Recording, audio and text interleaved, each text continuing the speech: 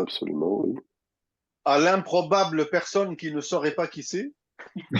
Ah, ah, tu m'as un peu bouffé le sketch, j'allais dire, mais Le elle n'a punchline. pas besoin d'être présentée parce que même si elle n'est pas formellement membre de la TES, elle collabore avec autant de monde Ouais. dans le passé, dans le futur, dans le présent, que finalement, faudrait lui demander peut-être de nous rejoindre. Mais bon, Bah oui, on pourrait, oui. pour être quand même un petit peu plus formel, oui, ça me fait un immense plaisir de présenter aujourd'hui notre conférencière, Marianne Huchard, qui est professeure au LIRM, l'Université de Montpellier, qui travaille sur quoi est-ce qu'elle n'a pas travaillé, il faut que je trouve quelque chose, mais en tout cas, génie logiciel a fait déjà dévoiler un petit peu disons, le sujet, mais en plus, elle est impliquée dans des recherches de fouilles de données, découverte de connaissances, on pourrait dire aussi application de tout ça dans diverses disciplines, y compris l'agriculture, les sciences du vivant, etc., etc. Et j'en dis juste un peu. Donc aujourd'hui, Marianne est venue virtuellement pour nous parler de quelque chose que je connais bien. Donc, je ne vais pas essayer d'anticiper, je vais juste dire que il y aura des tris. Il y aura des tris, mais rassurez-vous, ça serait quand même relié au génie logiciel, donc ça fera plaisir à Fed. Très bien, bah, écoute, Marianne, tu peux déjà y aller parce que sinon, je n'arrêterai pas. J'ai tellement de choses à dire. Attendez, il faut que je réactive le son, ça m'a dit ça. Vous m'entendez? Oui, Oui. parfaitement. Voilà, et là, je ne suis pas en mode plein écran dans mon PDF. Est-ce que je le laisse comme ça? C'est Ça correct. va? C'est À mon correct. sens, il est très lisible, hein. Bon, très bien. Donc, je vais le laisser comme ça parce que je crois que ça permet de voir Zoom à côté. Ça peut être plus confortable. Voilà, donc bah, déjà, je voudrais vous remercier grandement pour cette invitation parce que c'est vrai que ça me fait très, très plaisir de faire un séminaire tout particulièrement au LaTeS parce que, comme Petko l'a dit, j'ai des nombreuses attaches et puis je pense que ça va se voir au travers de l'exposé aussi que je vais faire. Et donc, voilà, je suis très, très honorée de l'invitation et puis de la participation des personnes qui sont là également. Voilà, donc je vais vous parler de mes dadas de recherche, hein, c'est souvent ça qu'on fait dans les séminaires. Donc, je vais vous parler d'analyse formelle de concepts avec des travaux voilà, qui ont été développés pour partie ici, en fait, avec des personnes ici. Voilà, donc je ferai une petite introduction, je parlerai de l'analyse formelle de concepts brièvement, mais plus pour dire de quelle façon, enfin, pour le raconter à ma façon. Voilà, parler aussi de l'analyse relationnelle de concepts à ma façon pour poser un peu les bases de où est-ce qu'on s'en va actuellement avec cette approche-là, sur des aspects applicatifs, c'est-à-dire que autant Petko et je pense très souvent sur des aspects très théoriques et voilà, très fins sur les aspects théoriques de ces choses-là, autant moi, en fait, au fil du temps, je crois que je me suis plus orientée vers les aspects d'ingénierie. Bon, je me dis qu'il faut les deux. Et donc, c'est un peu ça que vous allez entendre aujourd'hui. Voilà, puis je conclurai pour dire voilà, ce qu'on fera par la suite. Alors, déjà, une petite introduction. Donc, le cadre du travail, bon, il va y avoir du génie logiciel, bien sûr, mais c'est d'abord, quand on parle d'AFC ou d'ARC, c'est d'abord la découverte de connaissances. Et donc, j'aime bien, moi, me placer dans ce cadre avec ce schéma qui est très ancien maintenant là, de Fayad et ses collègues, qui montre un peu le processus classique de découverte de connaissances, sur lequel souvent on brode, en fait, hein, on s'en inspire. Et bon, alors, il y a des multiples directions qu'on peut suivre quand on travaille dans ces approches-là. C'est des directions qui sont plutôt avec des approches symboliques ou sous-symboliques. On fait ou non de l'apprentissage ou d'autres choses, hein. On est plutôt sur des approches boîte blanche, boîte noire. On a de la connaissance avec un aspect supervisé ou pas supervisé, et puis des données qui sont plus ou moins structurées. Voilà. Et donc là, le cadre plus précis d'aujourd'hui, on va dire, c'est ce qui est en rouge et en orange, c'est-à-dire que l'AFC, c'est principalement une approche quand même qui va se positionner dans le champ symbolique et qui est boîte blanche parce qu'on prétend qu'on est capable d'expliquer ce qu'on fait avec. Voilà, on est plutôt dans un cadre supervisé, quoique il existe aussi des approches non supervisées dont je ne parlerai pas. Et puis, on est sur des données qui sont plutôt structurées. Donc, si elles ne le sont pas, il va falloir faire quelque chose. On ne pourra pas s'en tirer comme ça. Alors, les racines de l'analyse formelle de concept, qui est l'approche sur laquelle je travaille, bien, ça va être la théorie des treillis. Donc, je pense que Petko a dû déjà raconter beaucoup de choses là-dessus dans votre laboratoire, mais c'est bien, voilà, de se rappeler des anciens sur lesquels, en fait, on construit la petite brique suivante. Voilà, donc c'est bien de reconnaître qu'on est fondé sur, en mathématiques, la notion de connexion de Galois, qui était d'abord développée par le mathématicien gallois, qui était plutôt sur des aspects connexion entre des sous-groupes et des sous-champs, je pense qu'on dit en français. Voilà, là-dessus, pas mal de chercheurs ont développé la théorie des treillis, les treillis de Galois, les connexions de Galois encore. Et puis, à partir des années 70 puis 80, à la fois en France et puis beaucoup en Allemagne, il y a une grosse école allemande et puis se sont développées des approches pour essayer d'utiliser ça dans le cadre, allez, on va dire maintenant de l'analyse de données, de l'extraction de connaissances. Donc d'abord, dans les années 70, donc c'est des Français et donc le livre est en français, donc il n'a pas forcément été super diffusé. Mais ensuite, la théorie vraiment et le vocabulaire a été posé par Rudolf Villeux et puis Bernard Ganter et puis toutes les personnes qui ont travaillé avec eux. Voilà, et j'aime bien rapporter ce que raconte Uta Pris, qui est une collègue aussi très connue dans le domaine. Elle dit qu'en fait, il faut considérer ce qu'on va faire avec l'AFC comme quelque chose d'assez naturel, en fait. Quand on est en train d'observer des structures avec des objets, des attributs, et puis des hiérarchies, qu'on veut construire des hiérarchies là-dessus, eh bien, c'est très naturel d'aller vers l'AFC. Et en fait, je suis d'accord avec elle parce que j'ai lu des dizaines de fois des articles où les gens refondent l'AFC sans le savoir. Donc, c'est vrai que c'est très fondamental. Et elle dit c'est aussi fondamental que la théorie des ensembles ou l'algèbre relationnelle pour les bases de données relationnelles. Donc, c'est assez fort ce qu'elle dit. Mais je trouve que c'est beau et ça, c'est assez ce que j'ai observé tout au long de mes travaux. Voilà, alors les bases, elles sont super simples, mais elles sont très, très puissantes, hein. C'est la notion de contexte formel, la notion de connexion de Galois dont je vais peu parler aujourd'hui, la connexion de treillis, de concepts et d'autres structures, et puis sous-jacent, j'en parlerai pas beaucoup non plus aujourd'hui, c'est tout ce qui est règles d'association, d'implication. Mais il y a des experts dans cette salle virtuelle. Voilà, donc le contexte formel, c'est un objet mathématique très simple, dual, c'est un triplet, un ensemble d'objets, un ensemble d'attributs, A, une relation binaire. Donc ici, je vais décrire avec un exemple super classique en IA, ça va être des pizzas tout à l'heure, comme d'habitude. Et donc, je vais décrire des ingrédients, comme par exemple le fromage de chèvre, par des attributs. Par exemple, je vais déclarer que le fromage de chèvre, c'est un ingrédient qui est végétarien et qui est plutôt bien à consommer en été. Voilà, je ne vais pas décrire toutes les tables, hein, mais vous n'hésitez pas à m'interrompre si vous le souhaitez. Voilà, et là-dessus, on va construire des contextes formels qui sont des objets duaux aussi, hein, qui sont des paires composées d'une extension et d'une intention. Donc, c'est le vocabulaire de la philosophie, ce n'est pas un vocabulaire des mathématiciens au départ. L'extension, c'est un ensemble d'objets qui vont posséder un ensemble d'attributs. Et il y a une propriété forte là, c'est que cet ensemble d'objets, il est maximal par rapport à l'ensemble d'attributs partagés qui est maximal aussi. Donc j'observe ici, par exemple, 4 objets, les tomates, l'échalote, les champignons et les aubergines. Ils vont partager le fait d'être des ingrédients végétariens et véganes. Et je ne peux pas étendre. Si j'ajoute un attribut, je perds un objet. Si j'ajoute un objet, je perds un attribut. Hein, donc, c'est maximal. C'est aussi un rectangle maximal dans cette table. Voilà. Et sur cette jolie construction, je vais pouvoir construire une structure qui est un ordre partiel particulier avec une propriété de treillis. Je vais pouvoir construire tous les concepts comme ça, tous les concepts formels.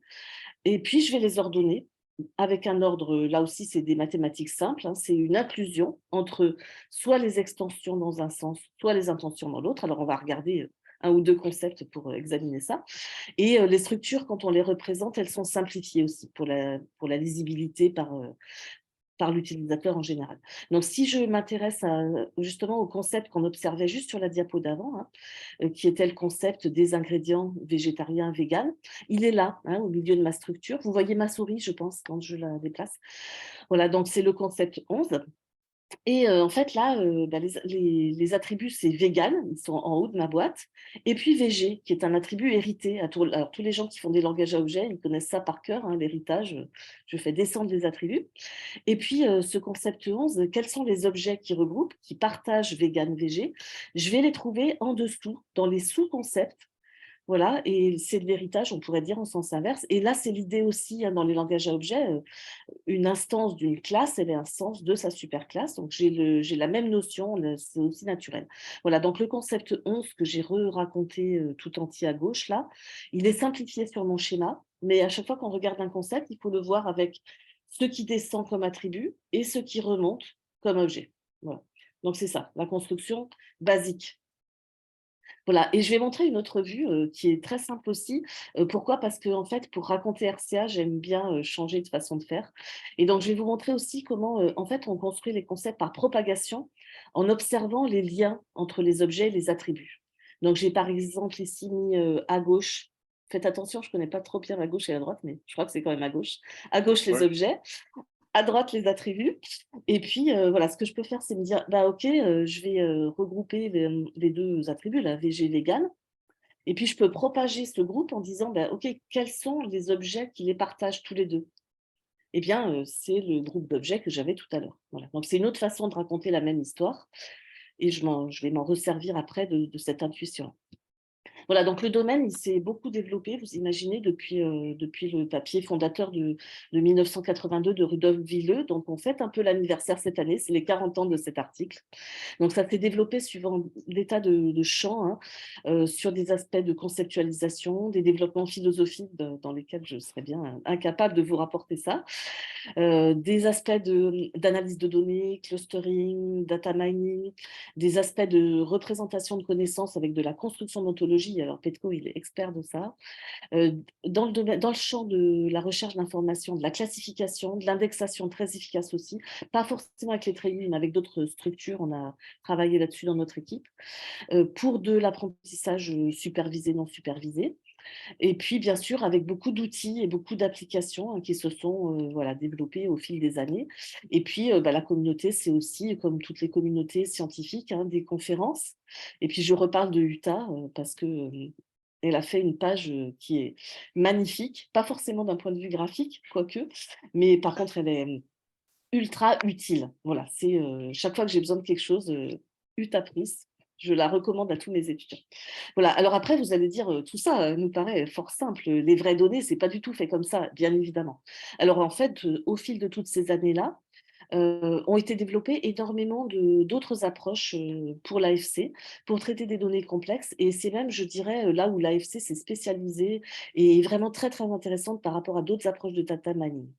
Donc, depuis très longtemps, on travaille sur des attributs multivalués qui peuvent être des entiers, ça ressemble plus à des vraies tables de base de données en fait, hein, des entiers, des réels, des termes, des structures.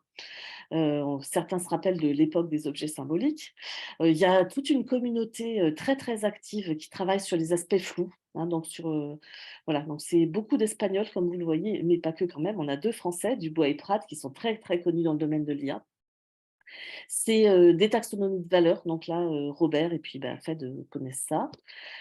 C'est des descriptions logiques, des graphes, donc là aussi, il y a eu énormément de travaux réalisés là-dessus et c'est pas terminé, il y a encore des choses à faire d'un point de vue théorique.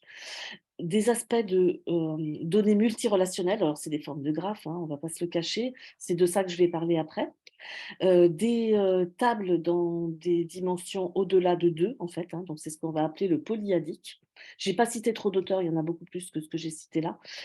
Puis après, il y a des gens qui vont se spécialiser sur des données de type séquence ou de type temporel, ou encore les patterns structures. Alors, c'est un petit peu plus difficile à décrire, mais on va dire que les patterns structures, ça va être des descriptions qu'on va être capable d'organiser elles-mêmes dans des treillis et sur lesquelles on va s'appuyer pour de la description et puis de l'analyse après.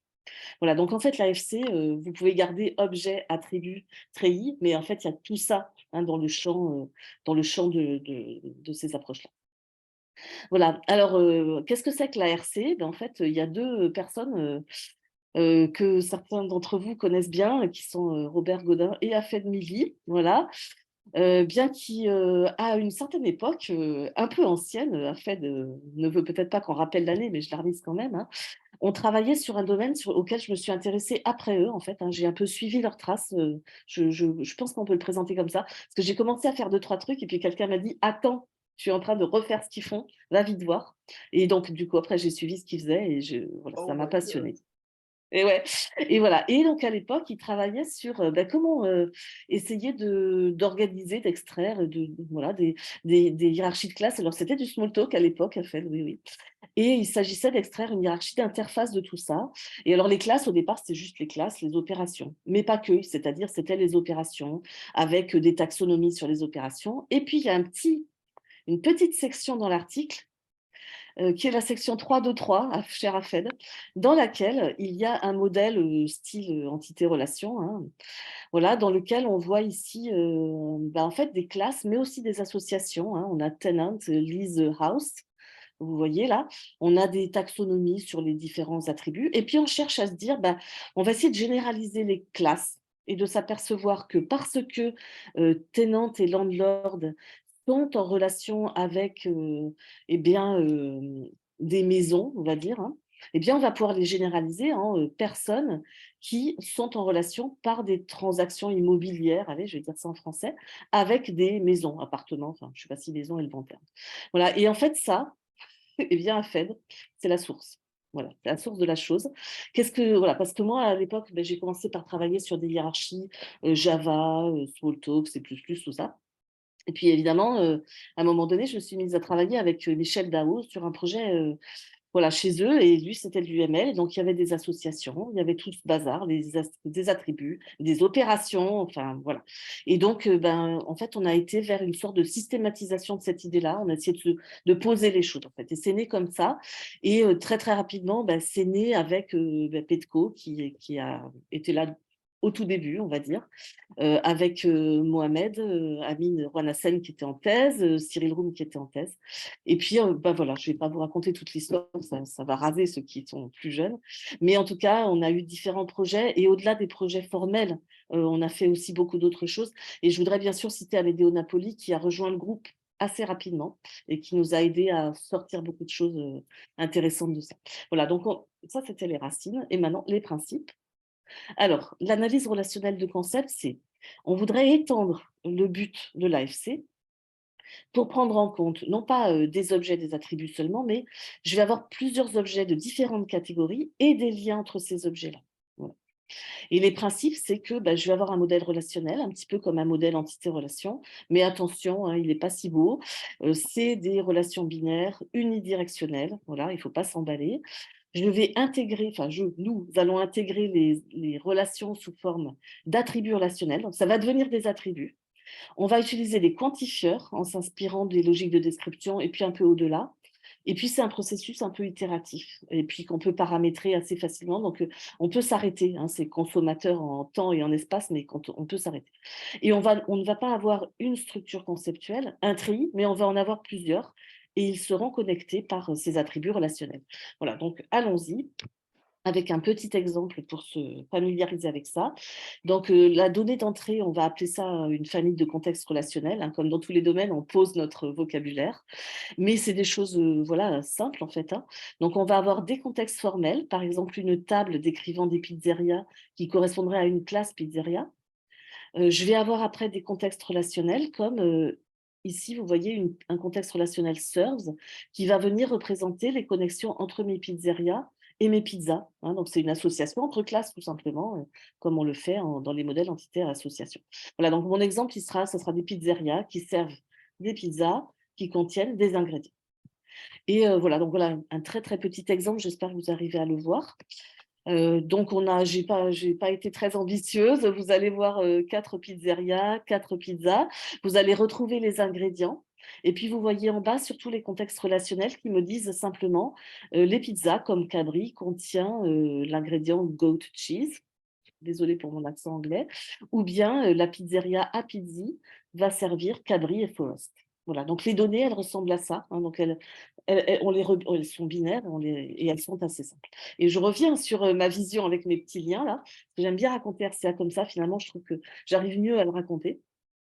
Voilà, donc la construction de concept, en fait, elle va s'ancrer sur, tout d'abord, Eh bien, des objets qui ont des attributs communs. Voilà. Donc, il me faut une espèce de racine, de racine ou de graine.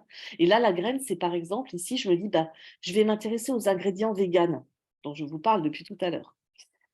C'est sympa. Et puis maintenant, je pourrais m'intéresser aux pizzas qui n'ont que des ingrédients véganes. Voilà. Et c'est là que vont arriver les attributs relationnels. Donc, par exemple, ici, je vais grouper Forest et Violette parce que tous leurs ingrédients, ça va venir dans ce concept des ingrédients véganes.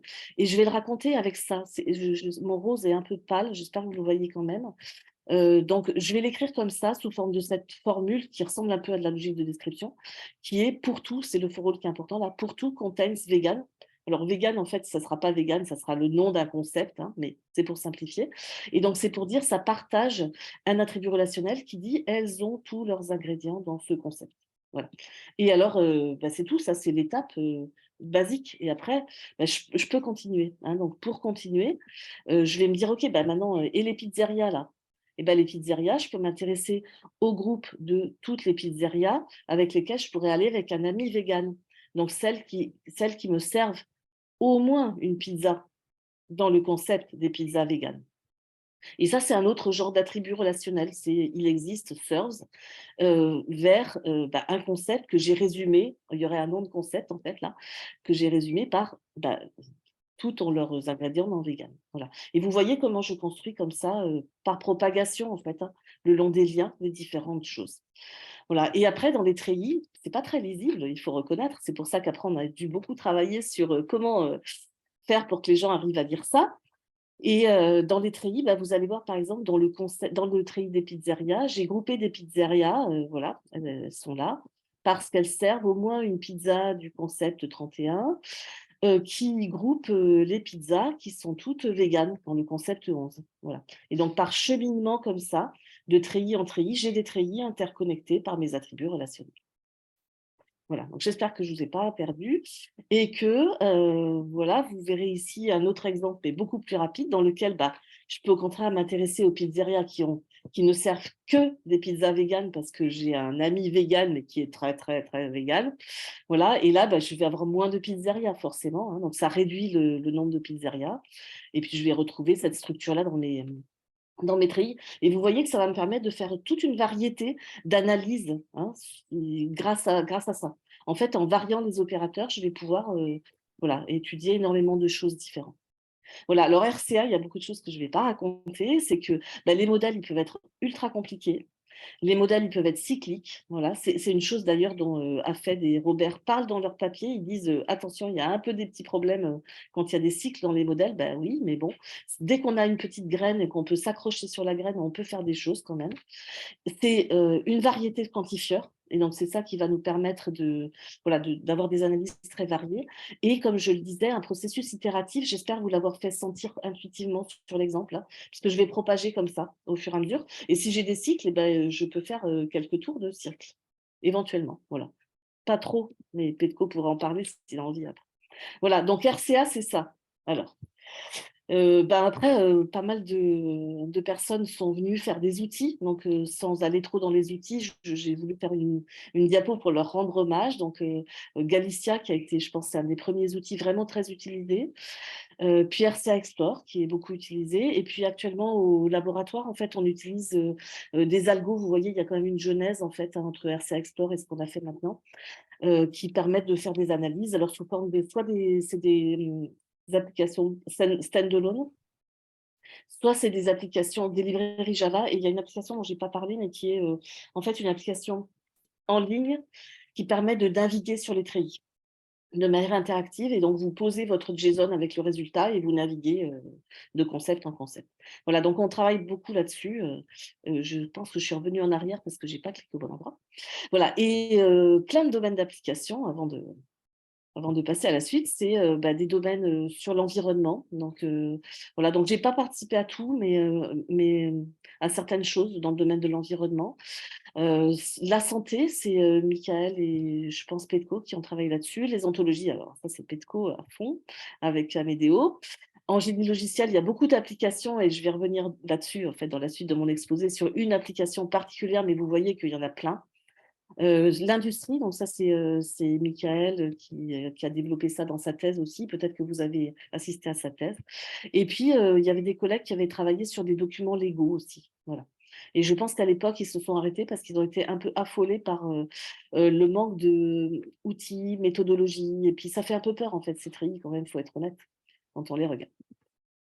Voilà, donc justement, parlons des aspects méthodologiques et voilà, c'est aussi ça que j'avais envie de raconter aujourd'hui, c'est où est-ce que je m'en vais en ce moment, c'est que de plus en plus, je me rends compte qu'on a un gros besoin de construction, de visualisation et puis de modélisation. C'est-à-dire que la vue initiale quand on fait du RCA, c'est de se dire, ça va, c'est facile. J'ai des données, j'ai un modèle de données, j'ai qu'à prendre mon petit modèle de données là, hop, je le mets dans ma machine, ça devient une famille de contextes relationnels et puis roule. Mais non, en fait, ça marche pas du tout. Alors pour des tas de raisons variées, la pratique est beaucoup plus compliquée. D'abord, les associations dans les modèles, elles sont pas unidirectionnelles. Elles sont parfois NR et pas et assez souvent, plus qu'on ne croit. J'ai des relations qui ont des sémantiques particulières. La relation ISE, la relation instance of, la relation contains, voilà. Je ne peux pas faire tout et n'importe quoi avec, en fait. Je dois ajouter quelque chose. Ensuite, moi, quand j'analyse des données ou quand j'ai des collègues qui les analysent avec mes outils, en fait, ils ne veulent pas toutes les données en réalité, ils en veulent juste une partie et donc ils vont sans doute vouloir les transformer. Voilà.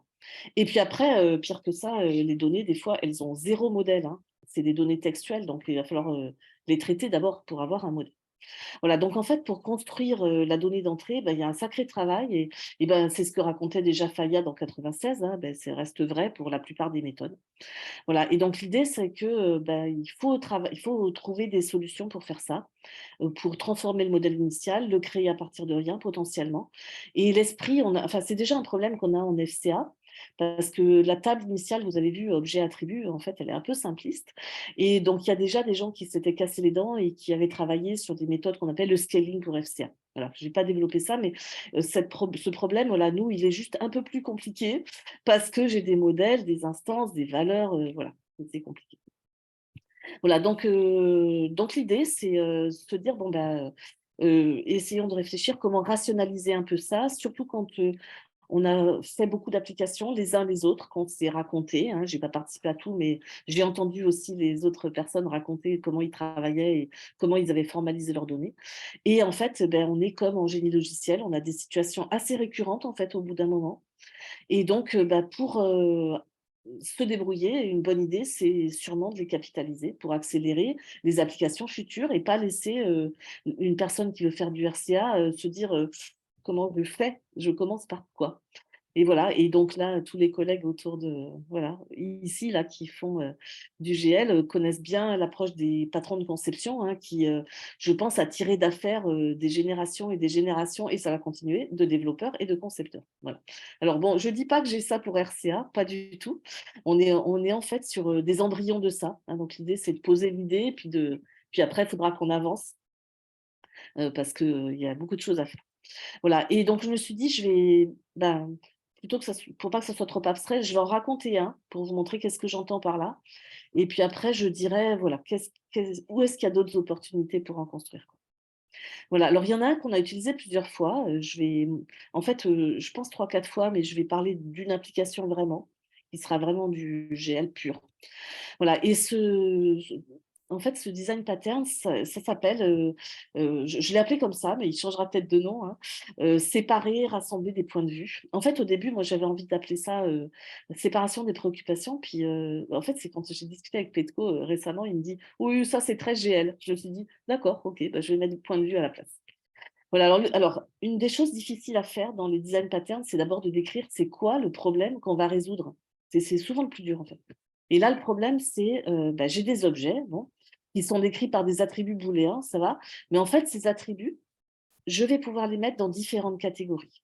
Ou alors, j'avais au départ déjà des attributs multivalués que j'ai transformés en attributs booléens, et donc j'ai naturellement ces catégories-là, en fait. Voilà. Alors, ça peut être des attributs booléens ou n'importe quoi d'autre avant que j'ai retransformé. Et ben, chaque catégorie d'attributs, ça va être une vue ou une préoccupation. Je vais donner assez vite un exemple pour vous en parler.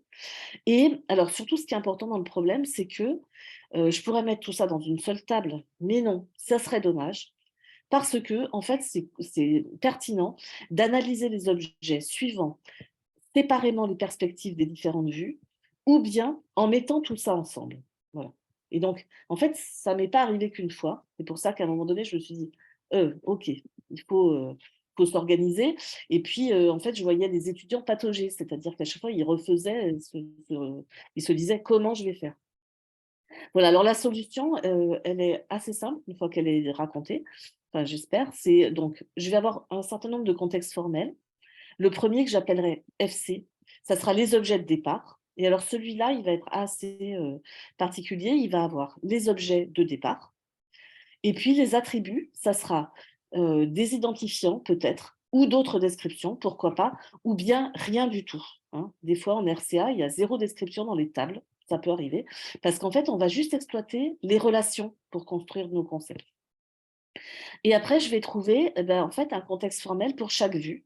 Et dans ce contexte formel, chaque objet de départ va avoir une description selon cette vue. C'est ça que je vais faire. Et puis après, bon, les contextes relationnels, ça sera un peu, voilà, ils vont pas être très jolis à observer, je vais les montrer, mais en fait, ils vont me permettre de connecter les objets de départ avec leur les vues correspondantes. Là, c'est ça que je vais faire. Voilà. Alors, bon, le mieux, c'est d'aller tout de suite vers.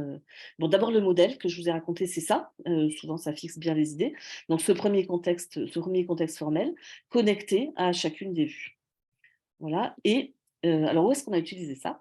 On a utilisé ça très récemment avec Jamel Seriaï, Nicolas Lade et Bérénice Lemoine, dans un travail qui consistait à faire de l'assistance à un problème qu'on appelle le feature location dans les lignes de produits logiciels. Voilà, alors, faut que je vous raconte un peu le contexte. Alors, l'idée, c'est de migrer de manière générale une famille de logiciels un peu similaires dans une ligne de produits logiciels pour rationaliser la production de futurs logiciels un peu similaires aussi. Et là-dedans, le problème particulier de la feature location, c'est que je connais les features, c'est-à-dire que je sais dire ce produit-là, il implémente telle et telle caractéristique. Et j'aimerais bien savoir, c'est ça mon problème, où est le code en fait qui implémente ces features-là. Hein, donc on est dans une approche de réingénierie, bien sûr. Et alors le principe général d'appliquer, et pourquoi appliquer des choses comme FCA là-dedans, c'est de se dire, si j'ai un groupe d'artefacts et un groupe de features qui ont l'air d'être partagés par des produits, eh ben, ça me suggère que ces features, elles sont sûrement codées par ces artefacts. Voilà. Alors, ça a l'air facile comme ça ne l'est pas du tout. Pourquoi? Parce que d'abord, il me faut assez de produits pour être assez discriminante. Hein, si j'en ai pas assez, j'ai juste des gros tas, quoi. Et le deuxième problème, c'est que j'ai des morceaux de code qui correspondent pas à des features pour plusieurs raisons. Soit d'abord, peut-être les features, je les ai pas, elles sont pas documentées en fait, elles n'ont pas été données, donc je suis embêtée. J'ai du code et bien sûr, il correspond à une feature, mais la feature, personne ne l'a racontée. Et puis d'autre part, il y a des features qui correspondent à pardon, pas des features, il y a du code qui correspond à des interactions entre des features. Donc celui-là, il va falloir qu'il corresponde à une glue de features et pas à une feature prise isolée. Voilà, donc l'idée c'est, alors on peut faire plusieurs choses, mais je vais essayer de fixer avec un exemple ultra simple. Donc notre entrée, c'est ça, c'est j'ai des produits. Alors là, j'ai ultra simplifié ce qu'ont fait Nicolas et Bérénice qui travaillent sur des codes plus complexes. Et vous voyez que mes produits, ça va être des bêtes classes Java avec un nom et des méthodes dedans, d'accord? Par exemple, ici, un produit véhicule qui en fait représente un voilier avec les méthodes move, pass control et vous la voyez peut-être plus parce que j'ai le truc qui est venu dessus là, hop, et la méthode float. Et ce produit, donc je connais les features, ça implémente la feature move, la feature water, et puis des features correspondant à la sécurité des véhicules. Voilà, puis après j'ai un autre produit là, une classe véhicule avec move, pass control et fly. Et là, les features implémentées, c'est move à nouveau, sécu, prog control et R. Voilà. Donc c'est ça. Donc, c'est pas très discriminant, mais suffisamment pour expliquer le truc. Et alors, ce qu'on veut produire derrière, là, dans notre approche à nous, c'est un code annoté à partir duquel, plus tard, pour construire un nouveau produit, eh bien, je serai capable de le dériver en disant si j'ai telle et telle feature, j'appuie sur ce bouton et ça me donne le code du produit. Voilà. Alors, il va ressembler à ça, ce code annoté. Donc, c'est une classe véhicule, hein, dans laquelle j'ai mes méthodes, mais ces méthodes, vous voyez, elles sont annotées par des if and if, qui sont des sortes de macros qui disent, voilà, si l'utilisateur sélectionne move, sécu, etc., je vais mettre move et pass control. S'il sélectionne whatcler, je vais rajouter la méthode float, etc. Voilà. Donc, c'est ça l'objectif auquel on veut aller. Alors, comment on a fait ça? En fait, on a appliqué ce patron de conception là en séparant les features et les artefacts. Donc, en fait, nos produits, on va les observer. Alors, nos produits, ça sera, vous avez vu, hein, des codes logiciels de produits similaires, de logiciels similaires, et on va les voir suivant une vue qui est la vue des features, d'un côté. De l'autre côté, on va la regarder suivant la vue des artefacts logiciels. Donc là j'ai montré que des méthodes, mais eux, ils ont fait une analyse pour descendre au niveau des instructions. Et après, c'est quoi la vue combinée? La vue combinée, c'était mon objectif initial de feature location, qui est capable de tracer, c'est-à-dire de faire se correspondre une sorte de formule en logique des propositions sur les features, qui sera mon if, avec un groupe d'artefacts logiciels. Là, c'est du code, hein. Je vais me restreindre à du code, mais vous pouvez imaginer n'importe quel artefact, en fait. Voilà, et donc l'approche, ça va être d'identifier des contextes d'apparition des artefacts en termes de features qui sont là ou qui ne sont pas là, hein. Voilà, donc après, il y a d'autres problématiques, c'est que les formules sont compliquées, j'en dirai un petit mot, mais c'est ça l'objectif. Voilà. Donc, si vous avez compris le problème, la solution, vous allez la comprendre avec RCA. C'est mes produits, c'est ma table initiale. Les deux vues, c'est par feature, par artefact. Et puis, j'ai des relations des produits vers les features ou des produits vers les artefacts. Voilà. Donc, ça va ressembler à ça. Je montre d'abord les vues les plus intéressantes, puisque l'autre partie est très technique. Donc là, je décris par exemple les différents produits véhicules, là, la 380, l'Oceanis 30, etc., par les features qu'on m'a indiqué qu'elles étaient supposées implémenter. Hein. Donc, vous retrouvez la 380 qui a Move, Air, Sécu, Control. Et j'ai rajouté des choses, attention, hein, j'ai un peu recomplexifié pour montrer des choses intéressantes dans mon training. Donc, il y a un peu plus de méthodes, un peu plus de features. Et dans la vue artefact, vous voyez que je reprends à nouveau les différents véhicules, mais c'est la vue artefact. Donc, je les décris seulement par les méthodes, ou par les instructions, ou par ce que vous voulez du code. Voilà, donc ça, c'est la base, on va dire. Et après, il faut que j'assemble tout ça pour faire la glue et l'autre partie. Voilà, alors la glue, c'est mon contexte formel, ça va être produit et il est tout à fait vide là, hein, c'est-à-dire que je vais m'intéresser juste aux relations. Donc, vous voyez juste une liste de produits, il y a 0 attribut précis. Et puis après, vous voyez les contextes relationnels dans lesquels ils sont, voilà, c'est technique, hein, c'est pas très joli, c'est très simple même à comprendre.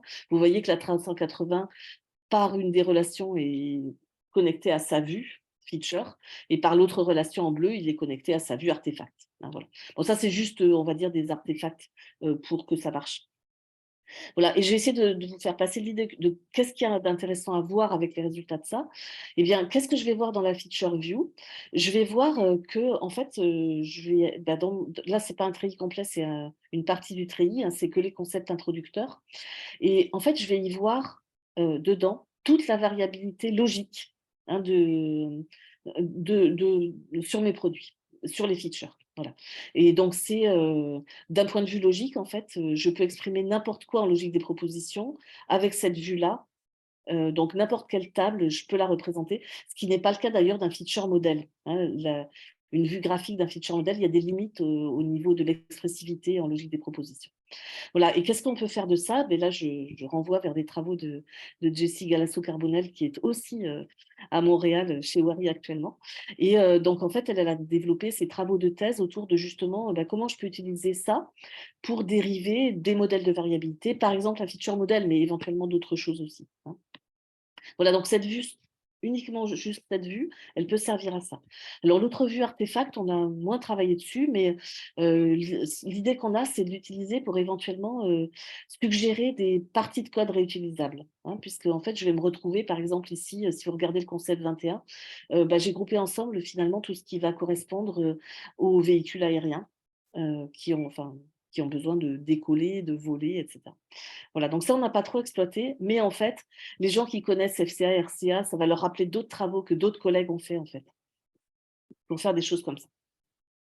Voilà, et la vue ensemble, là, qui rassemble tout, alors elle n'est pas très jolie hein, souvent à voir parce que c'est bourré d'attributs relationnels, mais c'est elle que je vais utiliser pour trouver les annotations. Donc je vais plutôt vous montrer ça avec 2 extraits des treillis pour vous faire passer l'idée. Alors, premier extrait, c'est ici, je parle de la vue centrale avec un concept sur les produits qui me dit que Oceanis 30, mais aussi tout ce qui est dessous, en fait, hein, et ça correspond à tous les véhicules qui vont dans l'eau, en fait. Voilà, et bien en fait, je vois qu'ils partagent et ils sont exactement décrits par les features qui sont dans ce concept-là. Donc, j'ai une référence par l'attribut relationnel vers la feature water d'un côté, et j'ai une référence, donc c'est ça la traçabilité, hein, j'ai une référence de l'autre côté vers le concept d'artefact qui est, alors là, il n'y a que la méthode float, mais il pourrait y en avoir d'autres, hein, évidemment, puisque j'ai vraiment très, très simplifié. Et du coup, je vais sortir de ça une toute bête formule, if water, rajouter dans le code du véhicule cette méthode float. Voilà. Alors bon, évidemment, ça, c'est trop simple. Voilà, il y a des situations beaucoup plus compliquées, comme celle-ci, dans laquelle, vous voyez, je vais partir du concept 30, où là, en fait, bon, j'ai des produits dessous, mais de déclarer, j'ai juste un lien vers des artefacts. Voilà. Alors là, c'est plus compliqué. Ce que je vais faire, c'est que je vais aller du côté des artefacts. Je vois la méthode RIDE, je vois un certain nombre de produits et je vais me dire, ah ok, alors ces produits-là, quels sont, et c'est ce que vous voyez là dans cette partie de la diapo, quels sont leurs features en fait, les formules qui les décrivent. Et donc ça va être des concepts d'apparition positifs.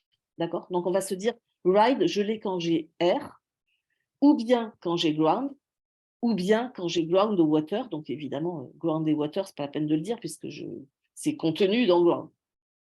Voilà, donc ça me donne une partie, vous voyez, de la formule qui va être là, if, air et ground. Mais ça ne suffit pas, parce que, en fait, il faut que j'aille regarder aussi des produits qui peut-être ont air ou ground, mais voilà, mais qui ne sont pas tout à fait faits comme ça. Donc, je vais aller regarder dans mon treillis, et c'est là que le treillis est très utile aussi, les concepts qui sont en exclusion mutuelle, hein, qui ne partagent pas de produits avec le concept 30. Voilà.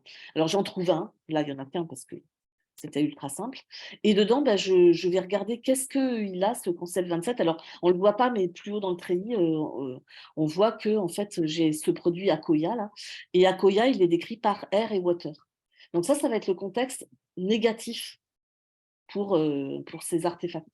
Et du coup, ça me donne cette partie-là. Et note, air et water. Voilà. Et avec ça, je peux reproduire exactement ce que j'avais au départ. Voilà, le bas de la diapo, c'est juste pour raconter les détails si vous avez envie de vous refaire le film un autre jour. Voilà, voilà ce qu'on fait. Donc, voilà les 2 situations principales, en fait, de ce qu'on va observer dans le treillis. Alors, bon, c'est plus compliqué. J'ai caché sous le tapis différentes choses. D'abord, il y a un énorme travail d'identification des artefacts au niveau des instructions. Hein. Donc ça, c'est un gros travail qu'a fait Nicolas au travers de sa thèse et puis qu'a utilisé Bérénice dans son travail de master. Et bon, c'est pas simple, hein, c'est un chapitre complet de sa thèse. Et voilà. Et ce que j'ai caché un peu aussi, c'est que vous pouvez imaginer qu'en faisant ce que je fais tout à l'heure, là, je vais me retrouver avec des formules géantes, géantes, géantes. Et ben, il n'est pas question de donner ça à quelqu'un. C'est déjà qu'avec ces approches-là, on parle souvent de l'enfer des ifs and else hein, quand on a ces approches par annotation. Bon, alors là, c'est pire, quoi. Voilà, c'est l'enfer de l'enfer. Donc, en fait, on a travaillé aussi sur des approches de réduction qui sont peut-être pas encore parfaites, mais voilà, c'est peut-être un truc dont je discuterai plus tard avec Petko parce que je me demande si on ne pourrait pas utiliser le treillis pour réduire les formules. Mais bon, voilà, on a fait autrement. Et puis après, des outils. Donc, on a utilisé l'outil de Jessie Galasso pour une partie du travail, pour la partie extraction de la variabilité. Et puis EasySPL, qui est le cœur de la thèse de Nicolas, et puis une partie du travail de Bérénice. Alors, des experts, hein, puisque c'est un travail à Gypsy, alors qui ne sont pas parfaites encore. Je pense qu'il faudrait qu'on fasse autre chose parce qu'en fait, on est parti de lignes de produits existantes pour revenir en arrière en fait et générer des produits, avoir des produits et du coup voilà. Et c'est pas parfait parce qu'il faudrait des vrais logiciels similaires mais qui ont été faits par Clone and Owl. Hein. Donc Bon, on peut faire mieux, mais ça nous a permis déjà de poser les idées et puis d'évaluer un peu ce qui se passe. Donc là, les produits ont été régénérés correctement, mais je pense que c'est à cause des types de données qu'on a. Et puis les formules ont été réduites assez en nombre, hein, 30% de moins, et surtout en taille. C'est-à-dire qu'on arrive à réduire beaucoup la taille des formules. Donc ça, c'est une partie que je ne vais pas développer là, mais qui est importante dans le travail. Et puis les références, c'est la thèse de Nicolas, la thèse de master de Bérénice, et puis cet article à Gypsy. L'année dernière.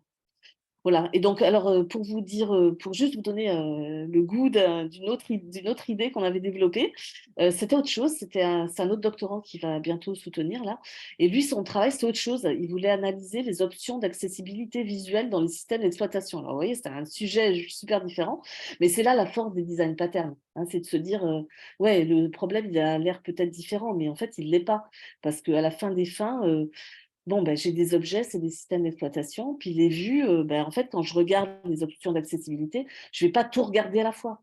Je vais séparer le contraste, le texte, le zoom. Et voilà, même si je ne vous détaille pas les détails, vous imaginez le truc là. Voilà.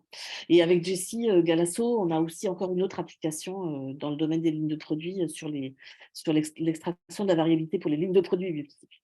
Voilà, donc vous voyez que c'est des choses qui viennent et qui reviennent, en fait. Et à chaque fois, voilà. Et effectivement, quand ça revient la 4e fois, on se dit, ça, je sais le faire, je le reconnais. Voilà. Et donc, pour arriver au bout de ça, il y en a plein d'autres, en fait. Donc, j'espère voilà, que d'autres collègues seront intéressés pour m'aider à prolonger ça. Il y a plein de choses qu'on fait tout le temps. C'est aplatir les spécialisations. Fed, il connaît ça. Je suis sûre qu'il voit de quoi je veux parler, quoi. Ça, on l'a fait un nombre de fois incalculable. Si, en fait, c'est ce que tu fais avec tes classes au Smalltalk. Tu as fait ta table, tu as aplati ta spécialisation. Et des fois, c'est pas si naturel, mais voilà. Après, il y a des applications de type, j'ai des relations NR, alors j'en fais quoi? Parce qu'il faut que je passe à des relations binaires. Il y a des façons de faire et on n'est pas les premiers à se poser la question du tout. Dans le domaine des bases de données, il y a des papiers des années 90 en fait là-dessus, hein. S'il y a des gens qui sont intéressés, je vous les donnerai. Ils ont regardé la théorie, la pratique, tout ça dans tous les sens. Et nous, on a commencé à réinventer, puis quelqu'un nous a dit, les gars, c'est déjà fait là, arrêtez-vous. Voilà. Ensuite, il y a, alors on peut séparer des topics entre colonnes, puis dans l'autre sens en fait, hein, on peut séparer les objets.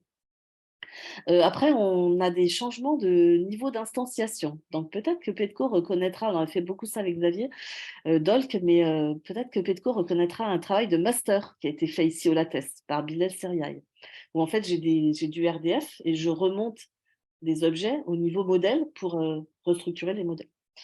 Et puis après, voilà, il ne faut pas que je développe trop. Après, c'est des cas particuliers, j'ai des workflows à décrire. Je voudrais mettre des requêtes dans mes tables pour classer des réponses dans mes treillis par rapport à ces requêtes. Les données temporelles, alors là, la spécialiste, c'est Florence Lebert, Xavier Dolk et la bande autour. Et puis Xavier Dolk avait travaillé aussi sur j'ai besoin d'analyser des correspondances entre des choses. Voilà. Ça, il y a une façon de coder ça en fait particulière. Voilà, donc vous voyez que il y a du travail. Donc il y a des choses, j'ai des idées claires et puis d'autres pas complètement encore, mais je pense que ça vient. Mais il est temps de conclure. Voilà, donc je vous ai parlé un peu de FCA, pas trop, un peu de RCA, un petit peu plus, qui est cette variante pour les données multirelationnelles. J'ai essayé de vous faire passer cette idée que ça demande du travail de préparation des données, qui des fois est simple, mais en fait quasiment jamais si simple que ça. Et que voilà, ce que j'ai envie de faire, c'est d'aller vers cette construction de design pattern. Alors, il faut les formaliser un peu proprement, hein, voilà, donc ça va être plus ou moins facile, je ne sais pas. Après, il faut avoir des outils derrière qui aident, hein. Il ne faut pas juste faire ça sur les papiers. Après, c'est regarder l'effet de ça sur la connaissance extraite, parce que les design patterns, on va avoir comme en GL, hein, différentes variantes, et donc ça n'aura pas les mêmes résultats. Il va y avoir des qualités, des défauts à différentes choses, quoi. Et ce qu'on extrait, c'est des structures conceptuelles, mais c'est aussi beaucoup des contraintes logiques, hein, sous plein de formes. Voilà. Et puis après, c'est quand on a le design pattern, avoir une méthodologie, bien sûr. Et puis, RCA, c'est sympa, mais il y a plein d'autres trucs autour de RCA. Il ne faut pas juste rester dans son monde. Donc déjà, il y a des choses qui ne sont pas dans mon FCA, dont je ne vais pas parler, mais il y a aussi dans le domaine de FCA, Graph FCA, développé par Sébastien Ferré, avec lequel on peut faire des choses proches. Et puis l'analyse de concepts polyadiques aussi, qui permet de travailler comme ça sur des aspects multidimensionnels. Voilà, voilà. Donc, je vais conclure là. J'espère que c'était pas trop long. J'ai même pas regardé le temps. Et voilà. Et donc, merci beaucoup déjà pour m'avoir écouté. Et puis, en même temps, je voudrais remercier. Voilà, j'espère que j'ai oublié personne en bas. J'ai essayé de.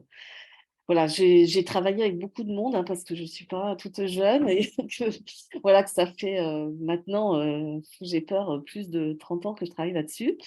Et donc, j'ai travaillé avec beaucoup, beaucoup de monde. Hein, donc, vous reconnaîtrez certains des noms. Donc, les noms sont plus petits ou plus grands, mais ça, j'ai fait ce que j'ai pu avec le nuage de mots. Ce n'est pas forcément l'importance des travaux, mais des fois, oui. Avec Petco, c'est assez gros, c'est pour une bonne raison. Pierre Martin, Jessie Galasso, oui. André, voilà, c'est ça. Je m'arrête là, mais voilà, je voudrais les remercier parce que c'est un peu aussi des. Voilà, ça se construit, la recherche, comme vous le savez, et ça se fait avec beaucoup de monde, quoi. Voilà, merci encore. Je suis prête à répondre à vos questions.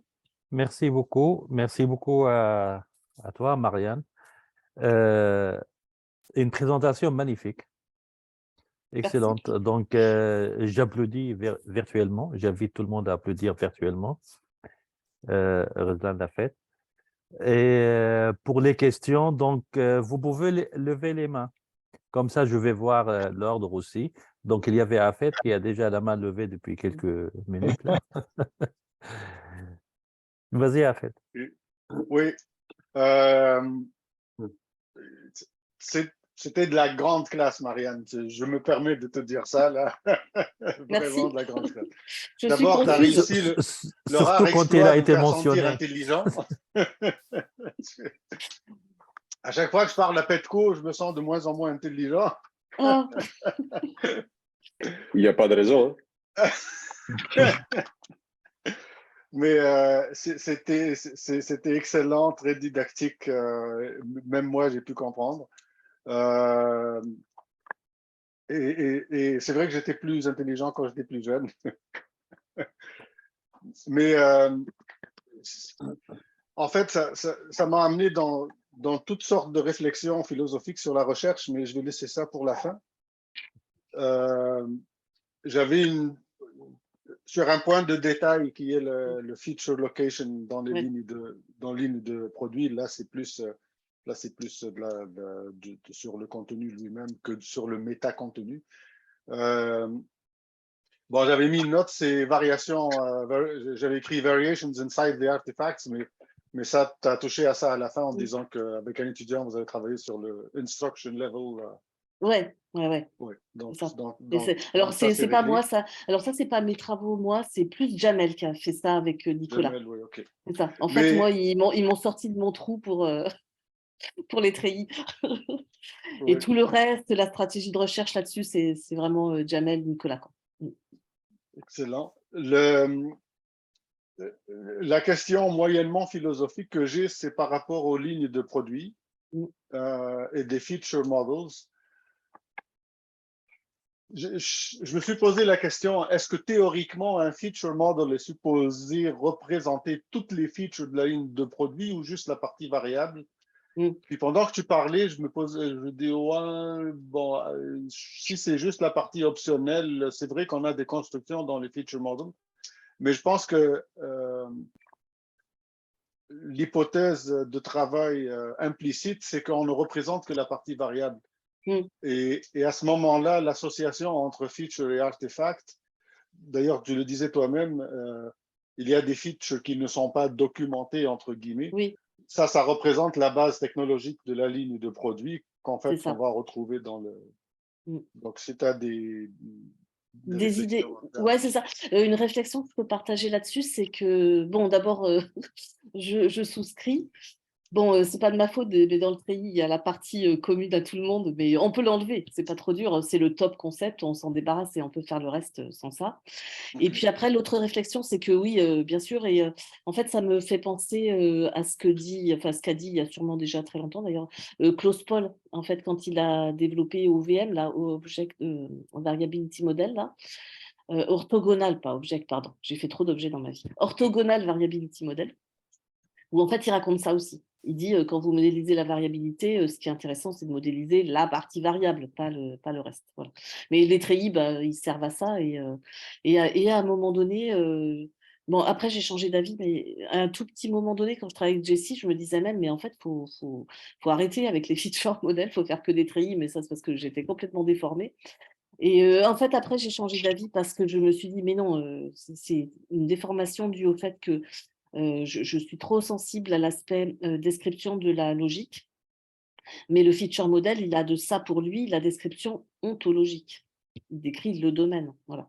Et l'association des deux, c'est top. Ouais. Voilà. Maintenant, je pense plutôt comme ça. Je me dis, ouais, en fait, voilà, sachant que pour la représentation de la variabilité, il n'y a pas que les feature models. Hein, il y a des gens qui font des CSP, tout simplement, comme ça, ils retrouvent toute la richesse de toute la logique propositionnelle. Puis après, tu peux regarder des vues. Tu peux regarder que les contraintes binaires, que les exclusions mutuelles, et voilà, et plein d'autres choses, quoi. Hein, c'est ça. Bon, voilà ce que m'inspire ta remarque.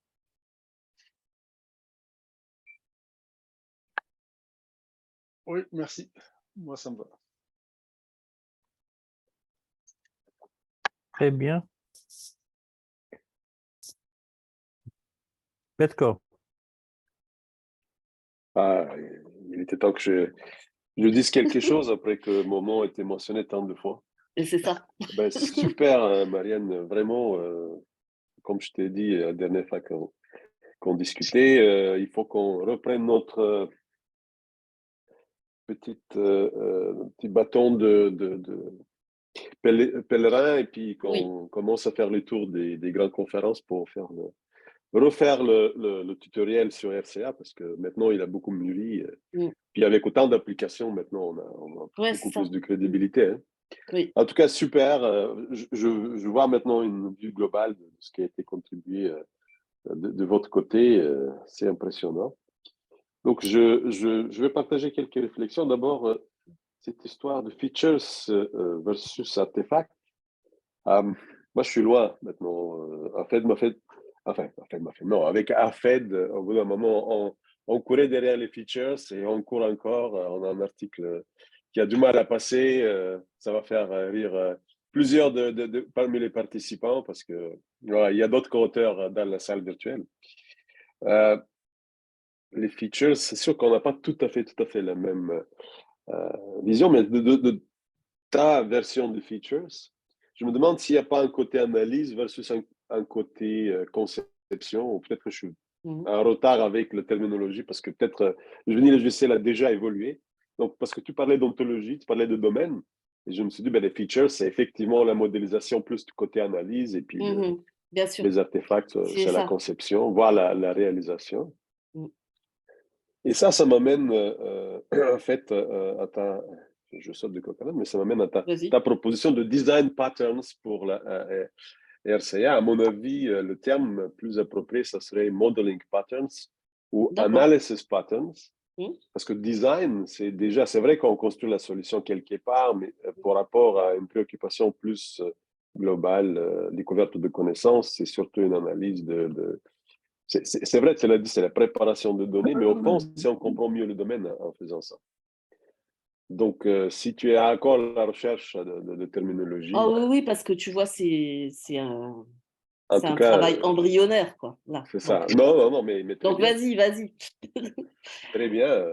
Il faut le faire. Il faut le faire parce que nous aussi, de notre côté, on voit qu'il y a des choses répétitives qui reviennent. Ça ne rentre pas dans le design pattern que tu as proposé ici, mais justement, on va les multiplier, ces design patterns. C'est ça qu'il faut, un catalogue. C'est ça. Et ça ne se fait pas tout seul, un catalogue, il faut être plusieurs pour que Il y ça a fasse du plusieurs sens. équipes maintenant qui font des RCA indépendamment. Donc, oui, on fera comme la communauté comment pourrais-je dire, de design d'ontologie, autour de la construction d'ontologie, qui ont entendu parler de design pattern ingénieur, ils se sont dit, ah bon, on va faire aussi nos propres design patterns. Et puis, ils ont fait un joli site web, on soumet des motifs, des patrons, pardon. Et on attend des mois et des mois que quelqu'un réagisse là-dessus. Mais on peut tenter, oui. Oui, c'est très intéressant. Il faut essayer de capitaliser sur les expériences maintenant qui se cumulent. C'est ça. Donc, absolument, il faut essayer d'échanger là-dessus puis soumettre à l'évaluation les uns des autres. C'est ça. ces propositions. Ouais. Oui, mais bon, il y a plein d'autres choses sur lesquelles je voudrais intervenir, mais je vais laisser la parole à quelqu'un d'autre C'est ça. parler, parce qu'après, ça devient un peu technique, et puis c'est Oui, peut-être oui, pas puis on va se faire des très réunions. intéressant pour tout le monde. Et puis, je vais être comme Afed, je vais peut-être me sentir bête aussi. Rassure-toi, Ah Afed. ben, Bon, mais en tout cas, pour pour donner Non, ça, un... c'est unique à moi, Marianne. Ouais, et- on non, mais- est tous humbles, et à un moment donné, on touche à des choses qu'on ne comprend pas très bien. Moi, je n'ai pas tout compris d'ailleurs. Je n'irai pas jusqu'à dire je me suis senti bête, mais je me suis senti dépassé, c'est certain.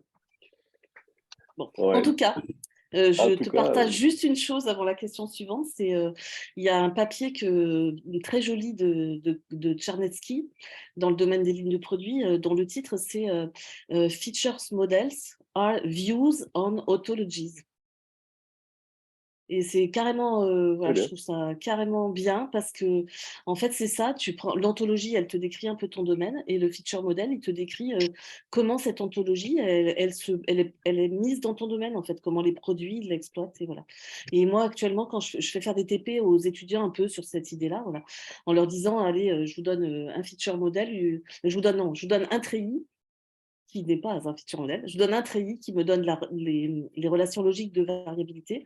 Je donne une ontologie et allez-y, faites-moi un feature model avec ça. Voilà. Et ben, c'est ça, c'est intéressant de voir ça. Voilà, donc ça rejoint.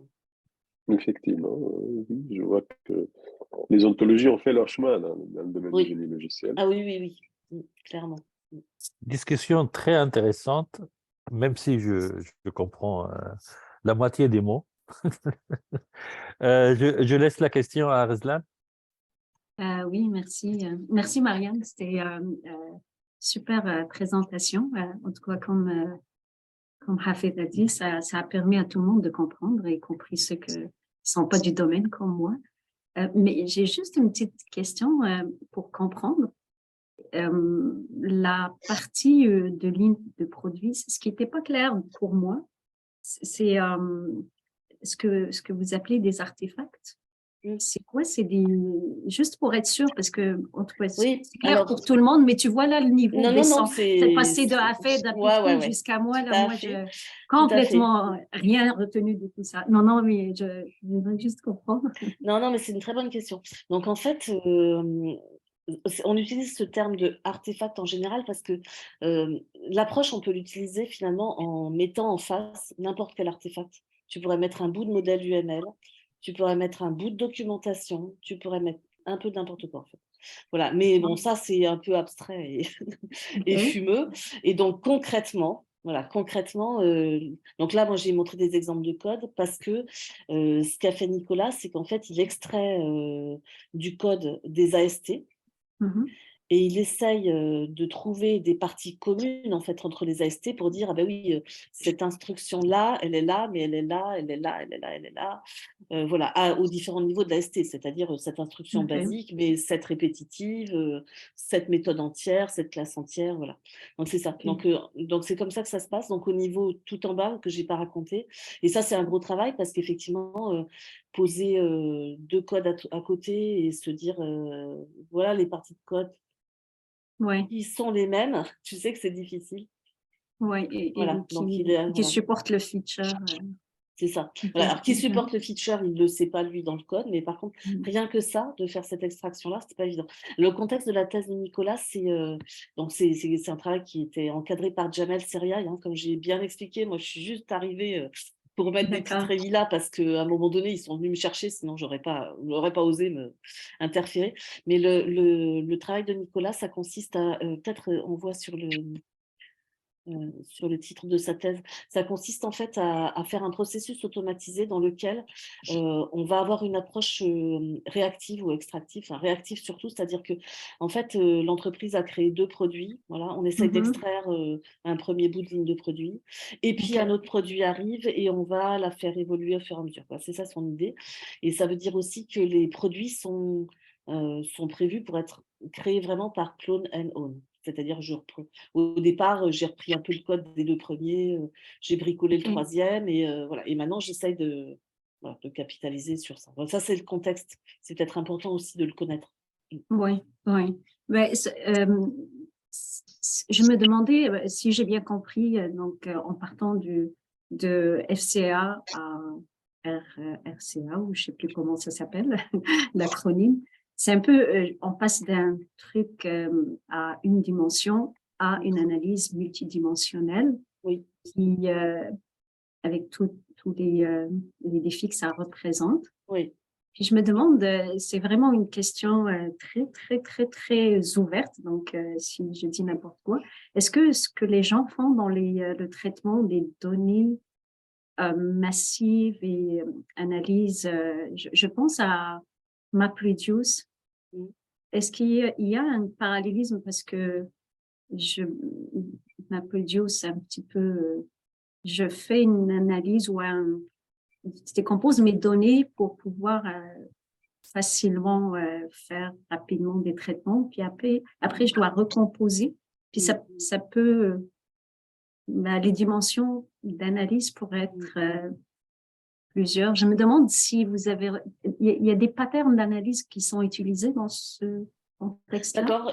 Alors, en fait, ouais, on n'a pas regardé MapReduce. Le truc auquel ça me fait penser là, c'est les travaux de Sébastien Ferré, où lui, il a regardé en fait le parallèle entre, alors c'est pas RCA parce que lui il fait plutôt graphe FCA, mais entre ça et l'AFC et les cubes de données.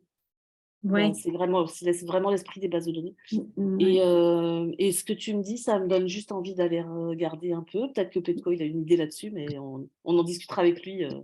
Mais oui, il y a cet esprit-là de se dire je décompose, je recompose et j'analyse séparément, puis je refais une analyse composée, quoi.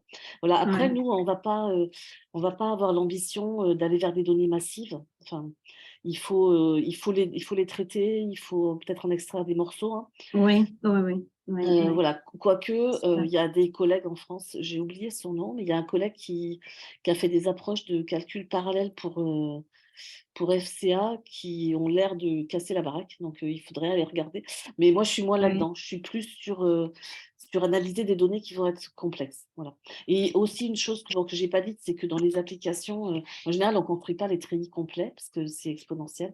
On va construire en fait des sous-structures. Voilà, qui sont, alors, par exemple, là où c'est possède, là que j'ai montré, ça c'est linéaire dans la taille des données, déjà, pour commencer. Ça reste que ça peut être gros, mais c'est déjà mieux. Et puis, on peut construire encore plus d'extraits. Les treillis iceberg, je pense qu'il y a pas mal de gens qui ont contribué là-dessus dans ce laboratoire aussi. Et etc.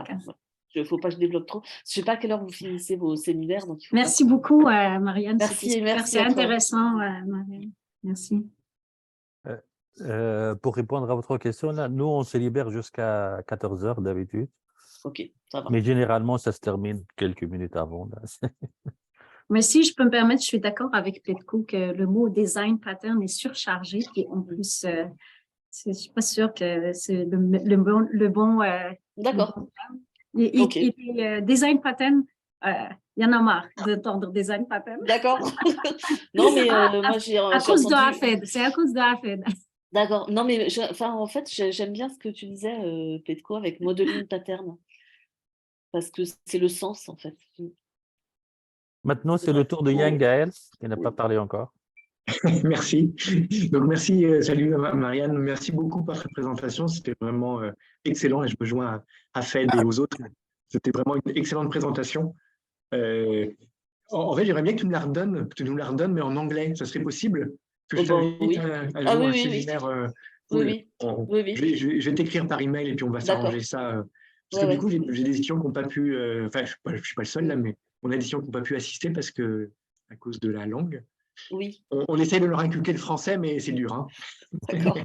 Ils ne sont pas là parce que sinon, il fallait m'arrêter tout de suite. Hein. J'aurais switché direct. Bon. Et en fait, déjà, merci pour ta présentation. Et puis, j'ai trouvé là, le travail sur. Je trouve ça fascinant. Et tu sais qu'on a travaillé un peu avec Petko, avec AFED là, sur différents problèmes en histoire de la FCA et tout ça. Ouais. Mais il y a un truc en fait qui m'a toujours fasciné. Puis je pense que tu t'en parles un peu, mais du coup, moi, je ne suis vraiment pas dans le truc. Alors, j'ai zappé là. Mais donc, vous êtes capable de représenter des choses négatives, de dire quelque chose ne doit pas aussi être. C'est ça. Hein, Alors, c'est ça. En fait, attends, si je ne sais plus où c'était un peu avant là. En fait, ça vient du fait que qu'est-ce qu'on peut dire En fait, on peut donner des informations d'exclusion mutuelle on les tire dans n'importe quel tri. Attends, je vais prendre un truc plus complet. Sur les features, ça sera plus facile à expliquer. Voilà, tu t'aperçois par exemple qu'il n'y a pas de, voilà, il y a pas de produit là, donc il n'y a pas de concept en fait, qui va hériter à la fois de air et de ground. Voilà, donc ça c'est ce qui permet par exemple dans le training de Jessie Galasso de trouver des mutex qu'on a dans les lignes de produits assez facilement. Et en fait, on peut trouver des N mutex parce que des fois, c'est pas juste sur 2 trucs. Donc c'est un peu plus fort que ce qu'on utilise souvent dans les lignes de produits, au niveau logique, je veux dire. Et voilà, et donc en fait, ça s'observe comme ça. Ça, c'est une des choses qu'on peut extraire de ça. Cool. Ok, ouais, Voilà. c'est. Et par contre, voilà. Par contre, c'est vrai que ces analyses-là, il ne faut pas se cacher que ça demande un certain nombre de navigations dans le treillis, hein. De même que, par exemple, quand on travaille avec Jessie, donc ce qu'on faisait, c'est qu'on regardait, par exemple, pour extraire des groupes OR ou XOR, enfin des candidats OR ou XOR, on va plutôt le dire comme ça, pour aller vers un feature model, tu vois, là c'est un peu trop facile parce que c'est un peu téléguidé, mais tu t'aperçois par exemple que si tu regardes l'ensemble des objets du concept feature 3, il peut se diviser en sous-ensembles qui sont les instances des 3 sous-concepts directs. Voilà. Ça, c'est un candidat pour un groupe OR dans ton feature model. Tu peux dire, OK, quand j'ai le truc du haut, là, c'est air ou water ou warm. Bon, là, c'est beaucoup trop facile. En fait, en réalité, c'est beaucoup plus compliqué parce que tu as des implications au milieu, c'est pas au même niveau. Enfin, c'est pas vrai que c'est comme ça, hein. Oui, oui. Oui, Je ok, veux tout mais de suite tempérer ton enthousiasme Oui, c'est possible. ça. Non, non, parce que C'est pas y si a, en fait, simple. comme ça traduit toute la logique, il y a Ah, 1000 choses qui vont interférer, hein. Donc, c'est pas si simple, mais tu as des candidats comme ça chaque fois que chaque fois que tu regardes. Alors là, c'est un groupe OR, mais des fois, tu pourrais avoir une partition. Et là, c'est un groupe XOR. Enfin, pourquoi je me suis lancée là-dedans? Oui, pour dire que, par contre, ça coûte cher. ok. D'accord? Ouais, ok. Ça va coûter cher. Ouais. Mais c'est automatisé ou est-ce que pour l'instant, c'est encore Alors, quelque chose que vous faites manuellement en fait, Jessie, elle a dans son outil clé, elle a automatisé ça. Et puis, dans sa thèse et dans ses expés, elle a laissé de côté les OR et les XOR. On s'est dit là, il faut qu'on bosse avec un algorithmicien parce qu'on va mourir. On va convaincre personne avec nos temps de calcul. Donc, Ok. Ah, ok, voilà. oui, c'était vraiment du temps de calcul Oui, oui, imbattable. oui, oui. Ah oui, il y a des moments, c'est ça. Voilà. Ok. Ah oui, L'électricité baisse. ouais, Mais c'est ça, ouais. il y a des choses à faire, hein. Je ne dis pas qu'il n'y a rien à faire, mais il y Ouais. a du boulot derrière là. Ouais. Ok.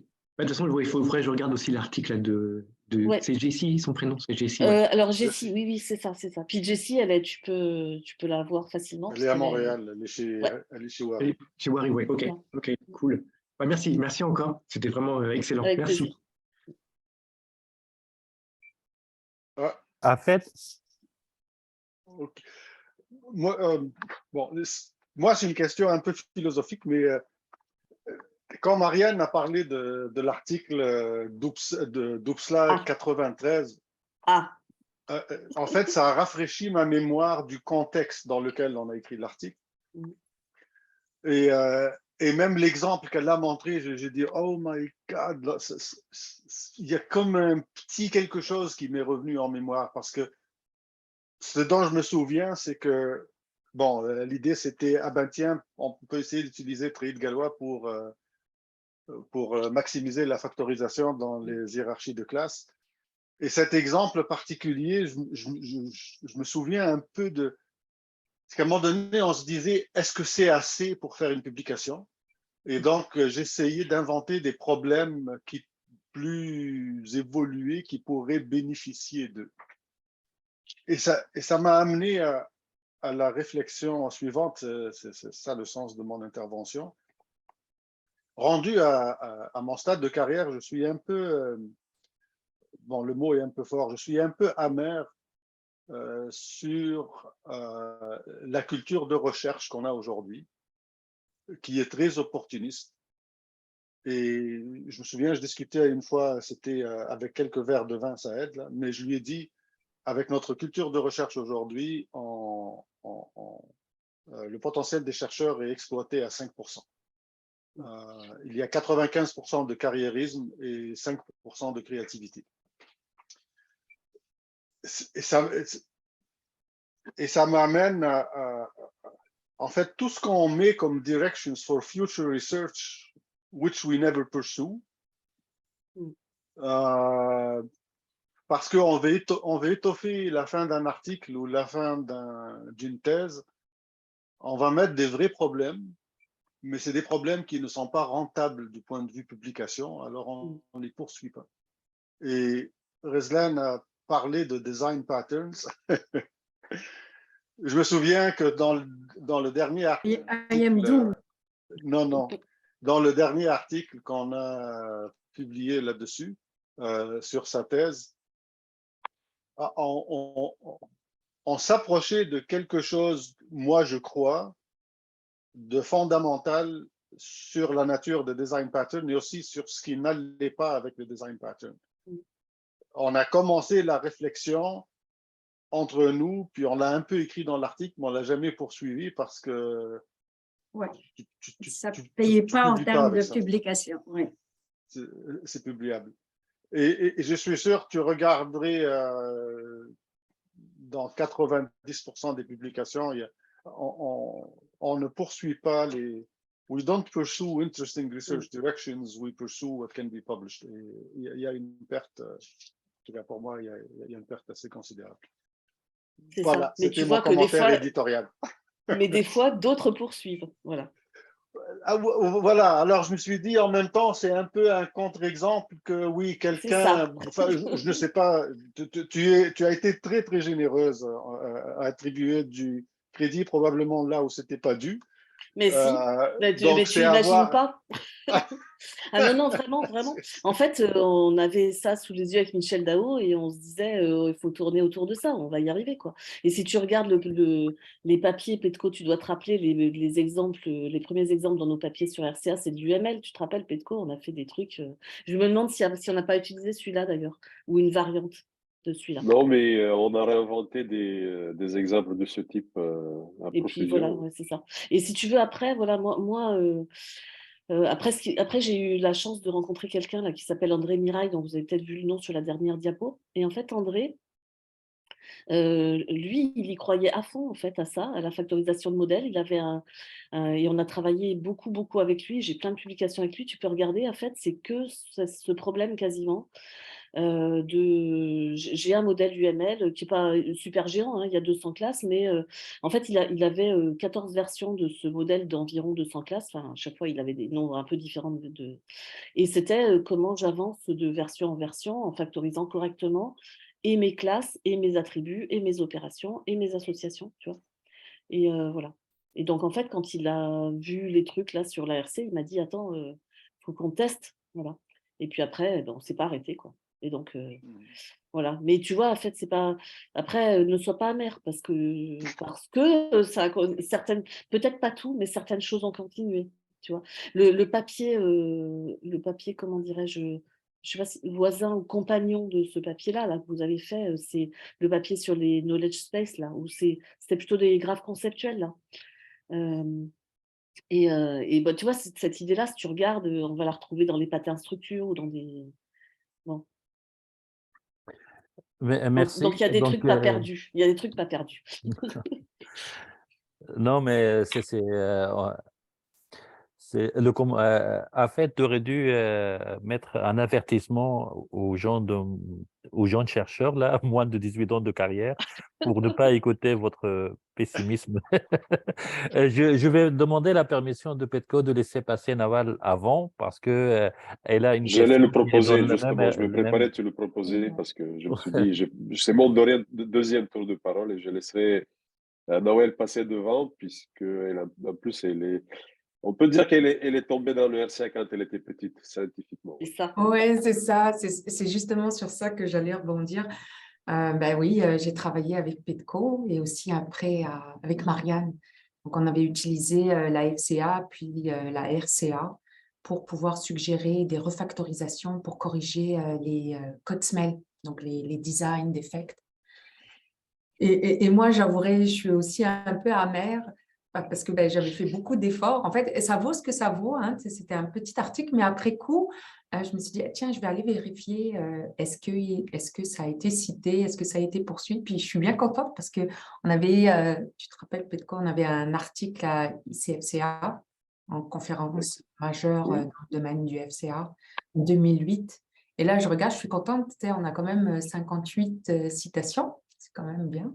Donc, je pense que, tu sais, il y a eu quand même des poursuites sur ces travaux. Et justement, en fait, je m'adresse la question à Petko et à Marianne, en particulier à Marianne, dans le domaine de la refactorisation des systèmes logiciels, tu sais, pour corriger les défauts de code, est-ce qu'il y a eu des travaux significatifs qui ont vraiment permis de faire de la refactorisation de code? J'ai pas suivi les travaux qui ont été faits, je l'ai fait juste dans le cadre de ma thèse de doctorat, puis ça s'est arrêté là. Mais je me posais la question, et au-delà de ça, est-ce que les techniques que vous avez proposées pourraient être utiles dans ce sens-là, et comment on pourrait mettre à profit tout ce qui a été fait dans le domaine? Alors, il y a quelque temps, je pense que je n'aurais pas trop su comment te répondre. Alors, il y a 2 aspects à ta question. Donc, il y a un aspect, moi, la partie refactorisation de code, ça fait assez longtemps que je n'ai pas regardé. Je me demande si c'est pas d'ailleurs Yann Gaël qui saura peut-être dire des trucs là-dessus. Après, des travaux sur le refactoring en général, ça, c'est une autre histoire. Mais depuis que j'ai vu, le travail, tu vois, de Nicolas là, fait avec Jamel, justement, pour ça là, je me suis dit: «Ah ouais, en fait, on pourrait, maintenant qu'il a été capable de faire cette identification de portions de code, de choses comme ça là, on pourrait appliquer, rien que sur ces espèces d'AST là un peu particuliers, on pourrait réappliquer de l'AFC, non pas spécialement pour les features, hein, mais juste pour, mettre en évidence des parties communes et puis peut-être, refactoriser le code». Voilà. Mais on n'a pas avancé, mais en fait, avec Nicolas, on en a discuté un peu, et pourquoi pas. Mais il fallait pour ça que lui, il fasse cette espèce de travail, qui est très complexe en fait, d'analyse du code, et d'extraction des AST, quoi. Non, et c'est sûr que la refactorisation en tant que telle du code, c'est un problème qui est Ouais, difficile. c'est ça, c'est ça. Mais à mon avis, et là, j'ai pas suivi, donc il se peut qu'il y ait des travaux là-dedans, autres que FC, RC, parce que c'est pas la seule technique au monde pour faire ça. Et il se peut qu'il y ait des travaux nouveaux que je connaisse pas, en fait. Donc Oui, il y a eu beaucoup de travaux, ouais, mais ouais, je m'intéressais spécifiquement, vu l'effort tu sais, qu'on avait fourni c'est en ça. utilisant. Parce que l'avantage, c'est quand même tu sais, une représentation, une catégorisation qui est simple, tu sais, qui est Oui, assez intuitif. Et oui. tu sais, juste pour avoir des systèmes de recommandation, je pense que ça ferait largement l'affaire. Ouais. En tout cas, ben, merci. Très bien. Petko? Bon, il n'est pas temps de commencer avec des détails techniques et trop mathématiques, donc je vais conclure sur une remarque générale. Pour encore une fois, à montrer la voie, je comprends. Moi qui croyais que c'était un fantasme à moi de mettre un petit peu comment dire, de relationnel dans les tri, parce que ça date à peu près du milieu de ma thèse. Je trempais dans les tri à la FCA jusqu'au cou, parce que j'avais fait un travail un peu annexe à mon sujet de thèse. Et mon sujet de thèse, c'était de faire des similarités sur des structures de représentation de connaissances complexes avec des objets, des références des objets. Et figurez-vous, dans le domaine, un des articles les plus cités, c'était celui qu'Afed avait fait avec son directeur de thèse. Une certaine similarité sémantique. Je ne sais même pas combien de citations il y a encore, mais il est vraiment bien référencé dans le domaine. Donc là, il m'avait déjà dévancé. Donc j'étais obligé avant de le connaître, de consulter ses travaux. Et puis là, je comprends qu'en plus, il a eu avant moi cette idée qui est de faire de la factorisation de relations, parce que c'était en fait aussi la motivation. Il y avait des tris d'un côté qui étaient assez, on peut dire, comment dirais-je, limités, parce que tout devait être binaire. Et de l'autre côté, il y avait des jolies représentations orientées objets, avec des références entre objets, avec ce qu'on peut appeler maintenant des attributs relationnels. Et donc, je trouvais l'idée assez attirante. Puis on discutait avec Maria, on s'était trouvé vraiment sur la même longueur d'onde. Et puis on s'est dit, on a qu'à aller en avant.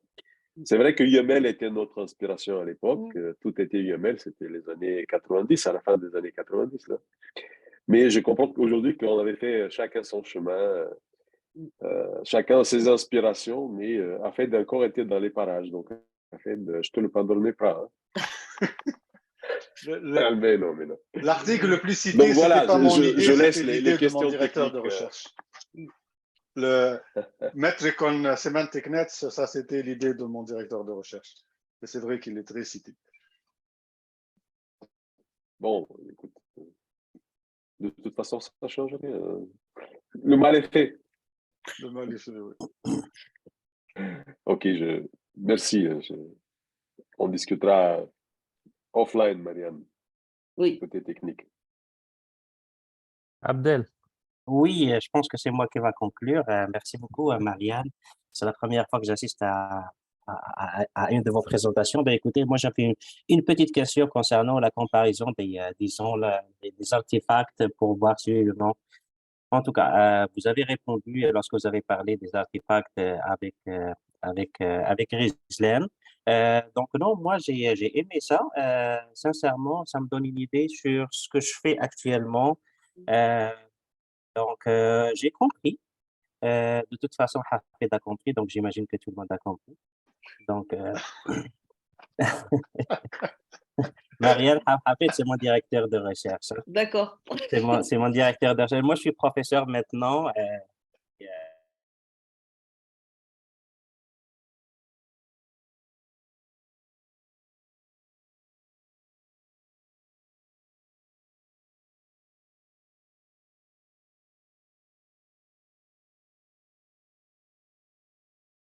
Merci aussi à tous, c'était vraiment un plaisir. Et puis voilà, oui, on risque de refaire des travaux avec Petco, peut-être avec d'autres d'entre vous aussi, parce que je pense qu'il y a matière à faire des tas de choses autour de ça avec tous ceux qui sont intéressés. Puis bah voilà. merci à toi, Marianne. Donc, l'heure s'approche de 14 heures. Merci beaucoup. Je vais vous laisser vous reposer. Oui, ça va, il est 20h chez nous.